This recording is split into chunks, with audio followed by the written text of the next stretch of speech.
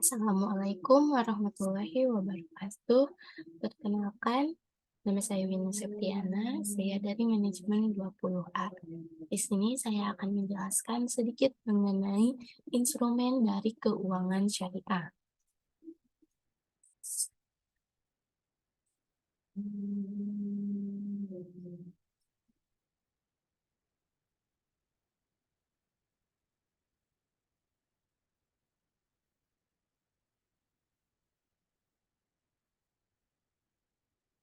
Seperti yang kita ketahui, investasi dilakukan untuk memperoleh pengembalian dana dari modal yang ditanamkan pada suatu perusahaan. Untuk itu, seorang investor harus mampu menganalisis dan mampu membuat keputusan yang tepat agar mendapatkan keuntungan sesuai dengan harapan. Karena bagaimanapun, hal alamiah yang seringkali melekat dalam sebuah investasi adalah resiko yang senantiasa berbanding sejajar dengan tingkat keuntungan, atau yang kita sebut dengan high return and high risk.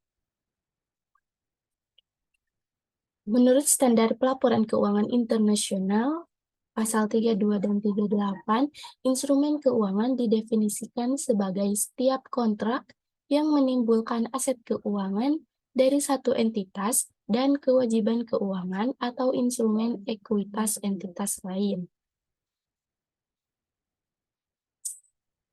Atau dalam PSAK 50, revisi 2010 par 07, instrumen keuangan didefinisikan sebagai setiap kontrak yang menambah nilai aset keuangan entitas dan liabilitas keuangan atau instrumen ekuitas entitas lain.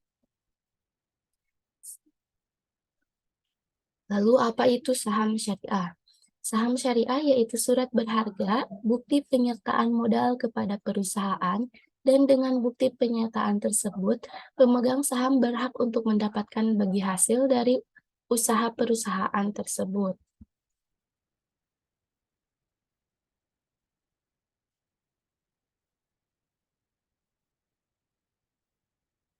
Ciri-ciri saham syariah terdapat dua. Yang pertama yaitu di mana emiten dan perusahaan publik yang secara jelas menyatakan dalam anggaran dasarnya bahwa kegiatan usaha emiten dan perusahaan publik tidak bertentangan dengan prinsip-prinsip syariah. Dan yang kedua yaitu emiten dan perusahaan publik yang tidak menyatakan dalam anggaran dasarnya bahwa kegiatan usaha emiten dan perusahaan publik tidak bertentangan dengan prinsip syariah Islam. Terdapat jenis-jenis dari saham syariah.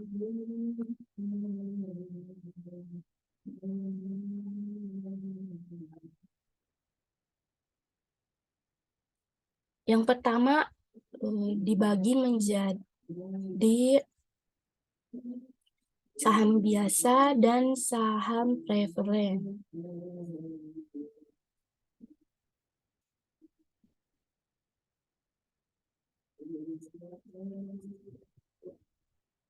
Saham biasa atau common stock mempunyai hak suara dalam pemilihan direksi dan keputusan yang berkenaan dengan perusahaan.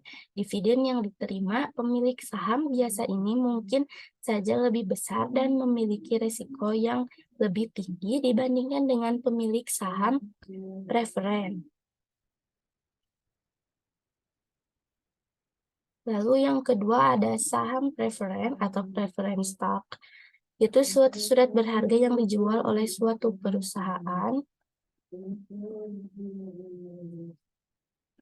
yang menjelaskan nilai nominal baik itu rupiah, dolar, yen, dan lain sebagainya, di mana pemegangnya akan memperoleh pendapatan tetap dalam bentuk dividen yang akan diterima setiap kuartal. Jadi saham ini memiliki hak terlebih dahulu untuk menerima laba dan memiliki hak laba kumulatif. di mana akumulatif ini yaitu untuk mendapatkan laba yang tidak dibagikan pada suatu tahun yang mengalami kerugian, tetapi akan dibayar pada tahun yang mengalami keuntungan sehingga akan menerima laba 2 kali.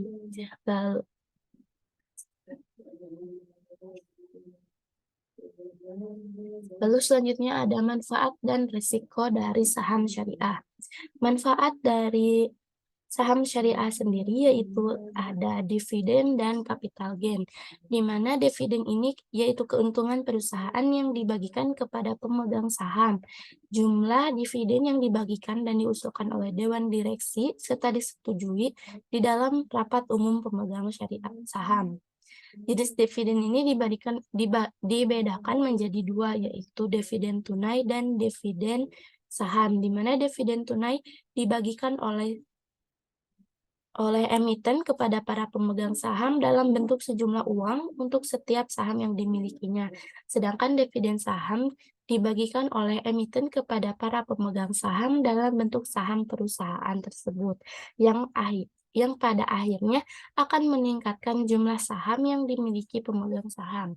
Dan yang kedua yaitu ada capital gain, di mana yaitu keuntungan yang diperoleh investor dari selisih harga jual saham dengan harga belinya yang dilakukan oleh para investor itu sendiri. Dan risiko dari saham syariah ini yang pertama, tidak ada pembagian dividen. Jika emiten tidak dapat membukukan keuntungan pada tahun berjalan, untuk rapat umum pemegang saham memutuskan untuk tidak membagikan dividen kepada pemegang saham karena laba diperoleh akan dipergunakan untuk ekspansi usaha. Yang kedua ada capital loss, yaitu kehilangan modal. Investor akan mengalami kehilangan modal jika harga beli saham lebih besar daripada harga jual. Dan yang ketiga ada risiko likuiditas jika emiten jika emiten bangkrut atau dislikuidasi, para pemegang saham memiliki hak klaim terhadap aktiva perusahaan setelah seluruh kewajiban emiten dibayar. Dan yang keempat yaitu saham delisting dari bursa karena beberapa alasan tertentu saham dapat dihapus pencatatannya dari bursa sehingga pada akhirnya saham tersebut tidak dapat diperdagangkan. Kita masuk ke bahasan selanjutnya yaitu ada reksadana syariah. Menurut Dewan Syariah Nasional atau DSN MUI nomor 20 tahun 2001 menyatakan bahwa reksadana syariah adalah reksadana yang beroperasi menurut ketentuan dan prinsip syariah Islam, baik dalam bentuk akad antara pemodal sebagai pemilik harta atau sabibul mal atau rob al-mal dengan manajer investasi sebagai wakil sabibul mal dengan menggunakan investasi.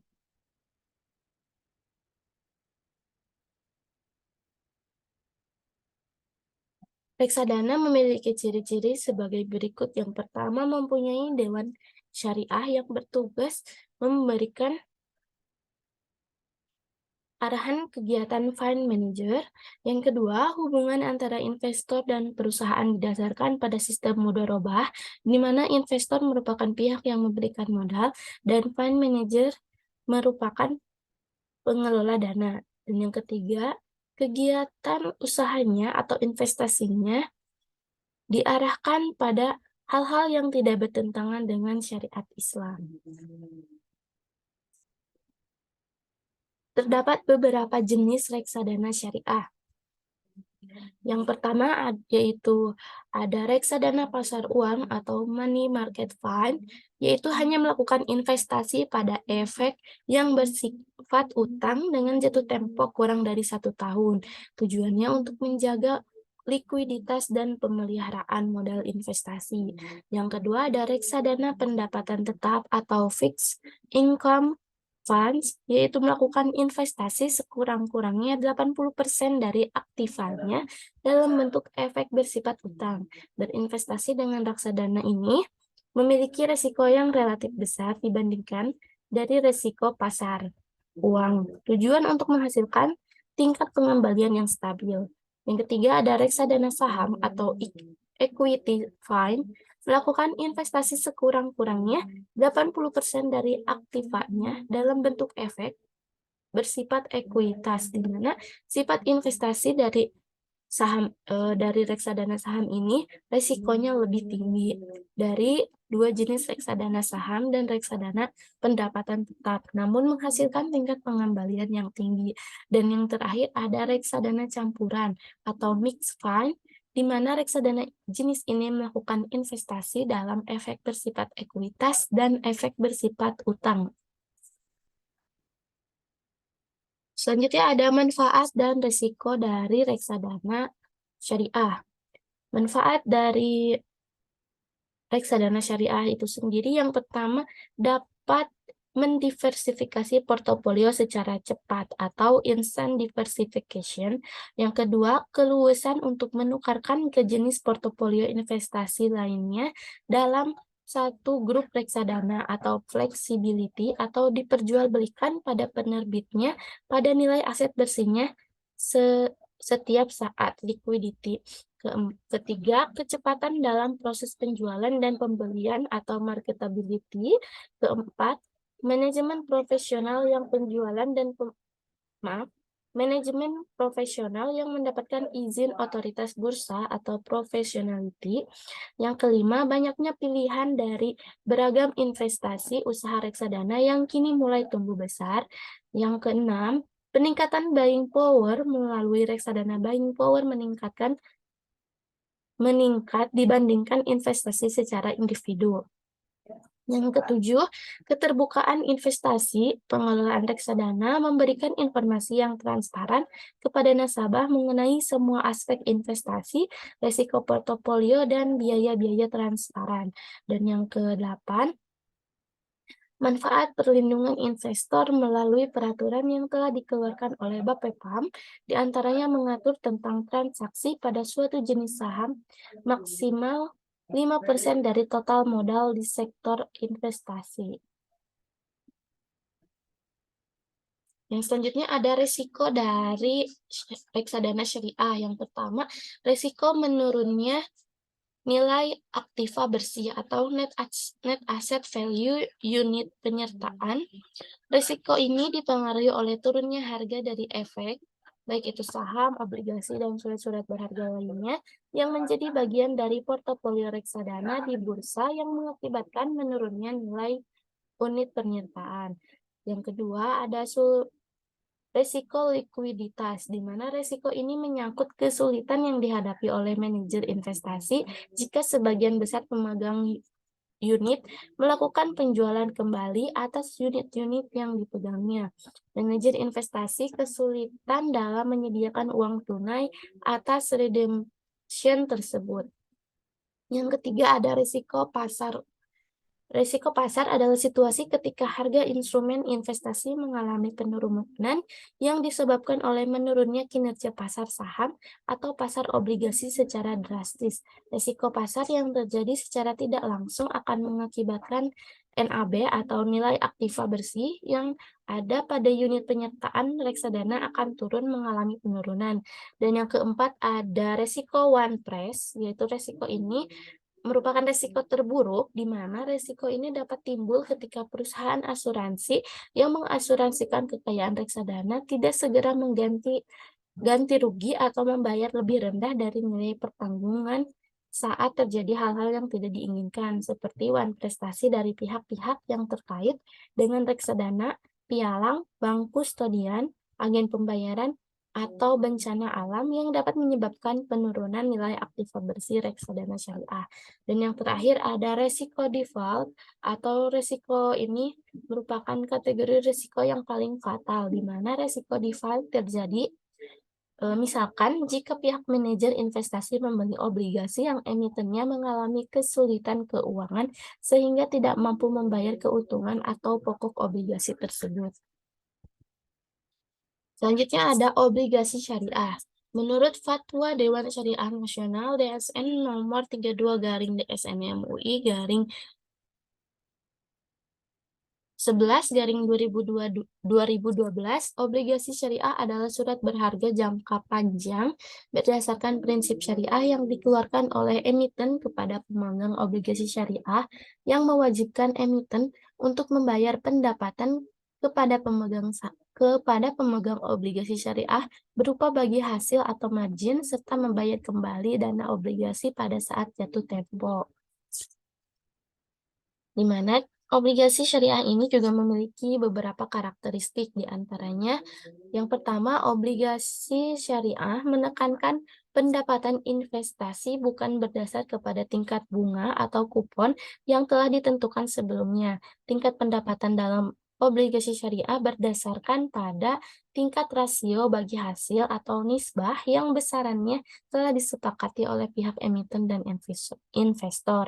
Yang kedua, sistem pengawasannya selain diawasi oleh pihak wali amanat, maka mekanisme obligasi syariah juga diawasi oleh Dewan Pengawas Syariah di bawah Majelis Ulama Indonesia sejak dari penerbitan obligasi hingga akhir dari masa penerbitan obligasi tersebut. Dan yang ketiga yaitu jenis industri yang dikelola oleh emiten serta hasil pendapatan perusahaan penerbit obligasi harus terhindar dari unsur-unsur yang non-halal. Selanjutnya ada jenis-jenis dari obligasi syariah.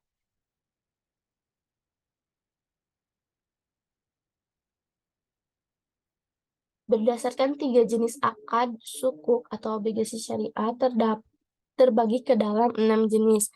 Yang pertama yaitu ada obligasi syariah murabahah, di mana sukuk murabahah ini yaitu surat berharga yang berisi akad pembiayaan murabahah. Sukuk murabahah dapat didefinisikan sebagai surat berharga yang dapat diperdagangkan di pasar. Yang kedua ada obligasi syariah muradharobah, di mana sukuk mudharobah ini adalah surat berharga yang berisi akad pembiayaan yang menggunakan sistem akad mudharobah, di mana sukuk mudharobah dapat juga diartikan sebagai surat berharga yang berisi akad pembiayaan berdasarkan prinsip syariah yang dikeluarkan oleh perusahaan emiten, pemerintah, dan institusi lainnya yang mewajibkan penerbit sukuk untuk membayar pendapatan kepada pemegang sukuk berupa bagi hasil dari hasil pengelolaan dana yang telah disetorkan pemilik dana, serta membayar kembali dana pokok sukuk pada saat jatuh tempo. Yang ketiga ada obligasi syariah musyarakah, di mana yaitu surat berharga yang berisi akad pembiayaan yang menggunakan akad obligasi syariah musyarakah, atau sukuk musyarakah adalah surat berharga yang berisi akad pembiayaan berdasarkan prinsip syariah. Yang keempat ada obligasi syariah salam, yaitu sukuk salam adalah surat berharga yang berisi akad pembiayaan yang menggunakan akad salam atau surat berharga yang berisi akad pembiayaan berdasarkan prinsip syariah yang diterbitkan oleh perusahaan, emiten, pemerintah, atau institusi lainnya yang mewajibkan penerbit sukuk untuk membayar pendapatan kepada pemegang sukuk yang biasanya berupa bagi hasil dari margin keuntungan serta membayar kembali dana pokok sukuk pada saat jatuh tempo. Yang kelima ada obligasi syariah istisna, yaitu surat berharga yang berisi akad pembiayaan yang menggunakan akad istisna atau surat berharga yang berisi akad pembiayaan berdasarkan prinsip syariah yang diterbitkan oleh pemerintah, emiten, oleh perusahaan emiten, pemerintah, atau institusi lainnya yang mewajibkan penerbit sukuk untuk membayar pendapatan kepada pemegang sukuk berupa bagi hasil dari margin keuntungan serta membayar kembali dana pokok sukuk pada saat jatuh tempo. Dan yang terakhir ada obligasi syariah ijarah, yaitu pembiayaan yang menggunakan sistem akad ijarah atau surat berharga yang berisi akad pembiayaan berdasarkan prinsip syariah yang diterbitkan oleh perusahaan emiten, pemerintah, atau institusi lainnya yang mewajibkan penerbit sukuk untuk membayar pendapatan kepada pemegang sukuk berupa fee dari hasil penyewaan aset serta membayar kembali dana pokok sukuk pada saat jatuh tempo. Dan obligasi syariah juga mempunyai keuntungan serta resikonya sendiri. Yang pertama, untuk manfaat dari obligasi syariah ini Pembagian hasil berdasarkan akad persekutuan atau asyirkah, yaitu berupa mudharabah atau musyarakah. Obligasi syariah yang menggunakan akad ini akan memberikan keuntungan berupa bagi hasil antara investor sebagai sohib amal dengan perusahaan yang menjalankan usaha sebagai mudorib.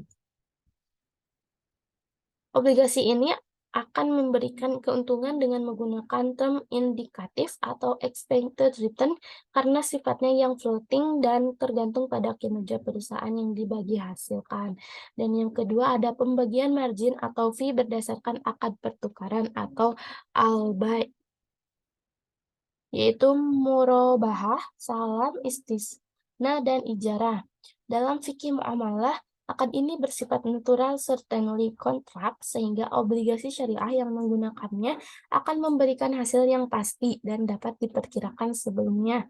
Dengan kata lain, akad tersebut merupakan bentuk pertukaran dengan skema cost plus basis, sehingga akan memberikan keuntungan yang cenderung bersifat tetap.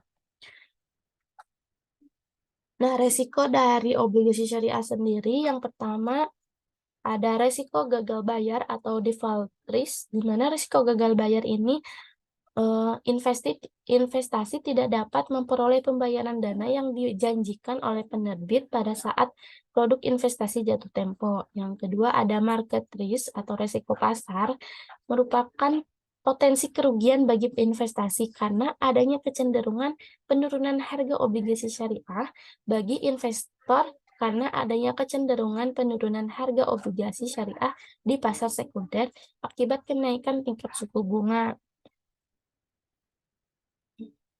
Dan yang terakhir ada risiko likuiditas. Risiko likuiditas adalah potensi kerugian apabila sebelum jatuh tempo, pemilik obligasi syariah yang memerlukan dana tunai mengalami kesulitan dalam menjual obligasi syariah di dalam sekunder, di pasar sekunder pada tingkat harga yang wajar. Apabila pemilik obligasi syariah membutuhkan dana obligasi syariah, dapat dijadikan sebagai jaminan dalam pengajuan pinjaman ke bank umum atau sebagai jaminan dalam transaksi efek di pasar modal. Oke, mungkin cukup sekian yang dapat saya sampaikan mengenai instrumen investasi syariah. Terima kasih atas perhatiannya. Mohon maaf atas kekurangannya. Wassalamualaikum warahmatullahi wabarakatuh.